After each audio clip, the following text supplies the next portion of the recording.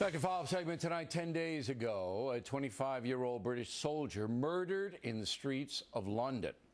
Muslim jihadists and an accomplice killed a man in broad daylight. Then they went in front of a camera to rant about it. Subsequently, 10 other Muslims were arrested in the case.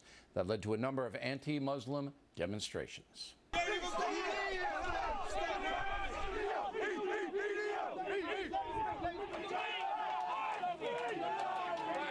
This issue is political Islam.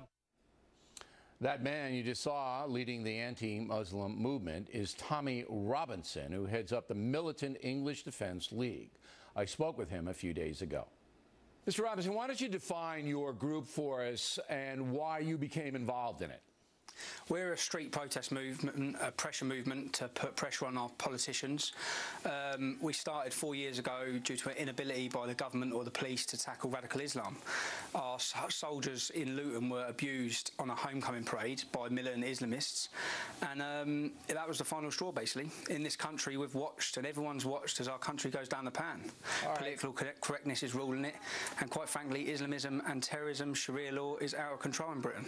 Now, in Britain, the Muslim population has pretty much doubled in 10 years, 2001, 2011. Why is that? Why are so many Muslims coming to Great Britain? It doubles every 10 years. It's not just that they're coming here, it's the average birth rate. A Muslim male in this country is having 5.6 children, a non-Muslim male is having 1.3. Now that wouldn't be so much of a problem if they were integrating or assimilating in any way, but they're not. And quite frankly, if we bury our heads in the sand, we are sleepwalking into an oblivion in this country. What does the government want to do with the Muslim population in Great Britain? What's their goal? Well, it seems like their goal, it seems like they're terrified of them and they pander to them. David Cameron at present, he's like the boy that's been bullied and he's trying to make friends with the bully because he's too scared to stand up to him. They're constantly pandering to Islam and they're constantly worried about what the Islamic community will do and how they will react to anything. And they're always fearful of offending Muslims, whereas in reality, the British public are offended on a daily basis. Okay, but Cameron says, at the moment is... Cameron says, quote, "It's not enough to target and go after violent extremists after they become violent. We have to drain the swamp in which they inhabit." It looks like the Prime Minister is getting tough on them. No? No, it's not. No, not at all. Every Prime Minister said that. Tony Blair, Gordon Brown. When you look at what they say in reality to what they actually do, actions speak a lot louder than words. We're scared. We're in the trenches here. We're on the front line trying to fight for Christianity, fight for our children's future, fight for our culture, and fight for our country's identity, which is completely under attack. I lived in London for a year, and I don't understand why you say the Prime Minister and the powers that be in the Parliament are afraid of the Muslims. What are they afraid of? If certain Muslim groups are causing trouble, as you assert they are, it would think that the English people would want to crack down. Why would the government be afraid of that? Well, to be honest, when you look deep-rooted, I'd say they're afraid of them because of the money they've got in this country. I believe they own 48% of our stock market. Every port in this country is owned by Saudi Arabia. Our main shopping centres, our football clubs, they've got our government like that. And they may have bought our government, but they won't buy the people. And as we say, fear is paralysing. They are scared.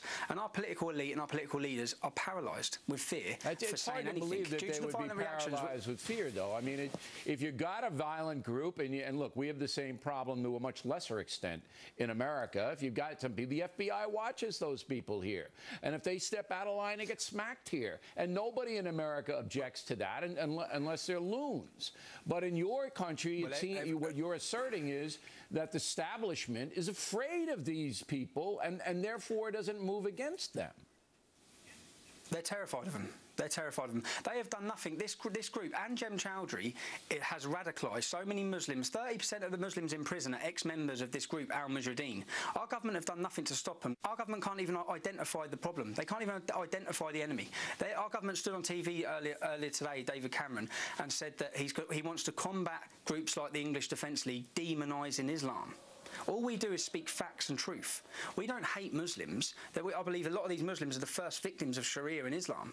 But the fact is, Islam is not a religion of peace. It never has been. It never will be. Okay, but when you say that, and when you say you want to protect Great Britain as a Christian nation, which you said earlier in this interview, then you come across as somebody who does have an agenda, an anti-Muslim agenda, because of religious reasons. And you well know, Mr. Robinson, that you've been called